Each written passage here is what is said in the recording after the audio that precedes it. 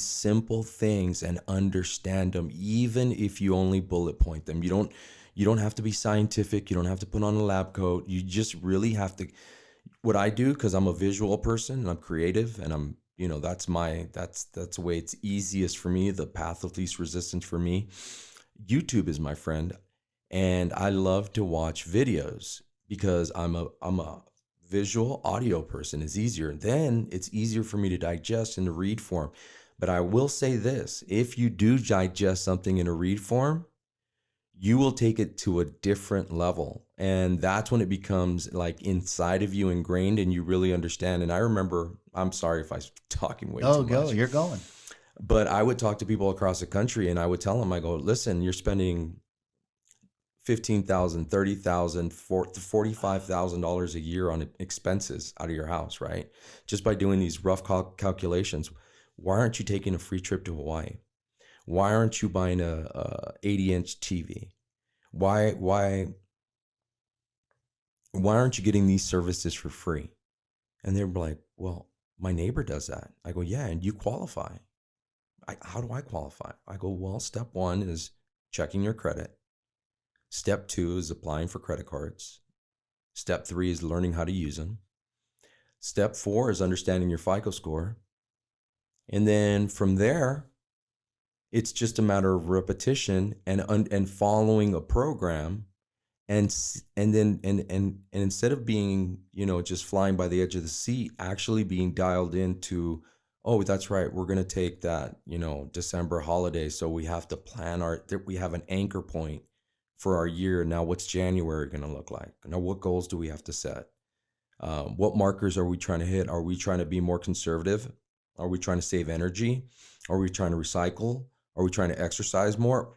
It all starts to line up, but it's simple. It starts with actually slowing down.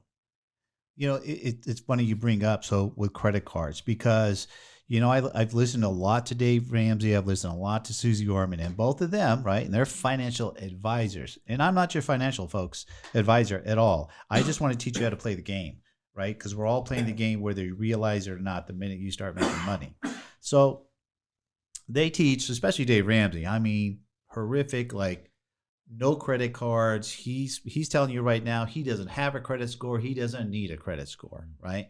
Well, he's done some amazing things, and I always say, listen, you follow Dave Ramsey if you're a W-2 earner. You should probably follow 95% of what he says. I'm not 100% agreement with everything he says, and he's definitely not talking to entrepreneurs. Same goes with Susie Orman, because in the world we live today, credit cards definitely can be a benefit. Can definitely be a benefit to people out there, and you've learned it very, very well, Dave. Meaning how to leverage, right? Especially when you're young, right? The fact of the matter is, people who want to try to save their way to the retirement, it's not going to happen. We need to invest our way to retirement. We need to learn how to leverage correctly and responsibly. When we hear the term credit cards are bad, right? That's what Dave Ramsey and Susan Orman are going to use those words. And I say, wait a minute. A credit card's a piece of plastic. You tell me a piece of plastic's bad. This water bottle's bad. It's plastic.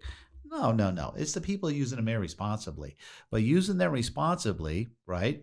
Learning how to leverage them responsibly could definitely have some great benefits, as you just mentioned. Go ahead and elaborate on that for the folks who are out there and on the fence of having them, not having them, using them, not using them. Well, I say this, if you're going through the next 10 years of your life and you are equipped with a 401k, savings account, a college fund, insurance for your vehicles, all these different types of bills, then why would you want to look at the next 10 years of your life and under that kind of, scrutiny without an additional option? That's first thing. Second thing I would say is, if you're going to spend that capital, why wouldn't you get a return? Because it's and I can appreciate there's reasons. There's absolutely reasons. There's a lot of intimidation. There's a lot of misunderstandings. There's a lot of confusion. People don't know what cards to apply for. They don't know what their FICO score is. They don't know where to get it from. They don't know. They get intimidated by the booths because the people that are behind the booths can be aggressive. The paperwork is very, it's very small print. It's very legal jargon. So there's a lot of intimidation, but here's the reward. And this is something that, I'm big into right now. It's like, okay, you got to look ahead. And what that means is, okay, so if I qualify for this card and I do the necessary steps and I use it responsibly and I follow some simple guidelines, then I'm able to go to my destination of my choice at the end, or once or twice a year, depending on what my destination is, for free. How? Well, simple. You qualify for the card. Do you want me to break that Yeah, down? you give us an example.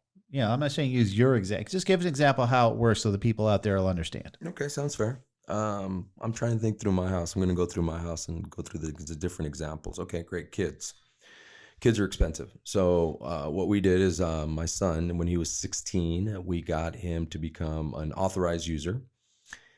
We built up his credit eventually, very quickly. He got his own credit card before he was 18. He would have an allowance. He would use it, swipe it.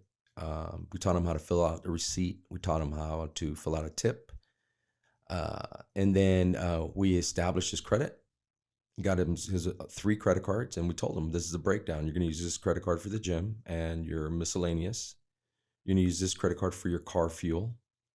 You're going to use this other credit card for school supplies. And we're going to gather points, and we're going to build credit, and we're going to go after the top shelf credit cards because you're brand new to credit. And within a period of 2.5 years, we were able to hit all those markers. And then he was off to university. He got a academic scholarship to the University of Auburn. And what we did is we said, you go into that administration's office, you take your Amex, and you take care of that tuition. Tuition was in the neighborhood of, it's outrageous. It was like $45,000. So I think he had a limit of 20. And what he did is he went in there and he swiped, and he put the money on, the desk of the person behind there at the school. And then he went up to his room, told his mother. She transferred the money, made an electronic deposit to American Express, opened his $20,000 up. He got on the phone, called American Express, said, hey, any chance you can give me an extension or some kind of temporary thing? I'm trying to pay off my tuition. And they're like, sure, Mr. Nieves, how much do you need? Now, how much does he only really needed? He only needed $25,000. But we trained him to ask for 50. What's the worst thing that could happen? Say no. Yeah. And then what happens? You ask for 40. Sure. I love it. So if you like this clip and you want to watch another one, click right here. If you want to watch the whole podcast episode, then go ahead and click right here. Okay? Do me a favor. If you haven't subscribed already, please subscribe. And if you want to hit the notification bell, you'll get notified every time we release a new video out for you, whether it's the clip or the whole podcast. So hope you get a lot of value, and I'll see you guys on the next one.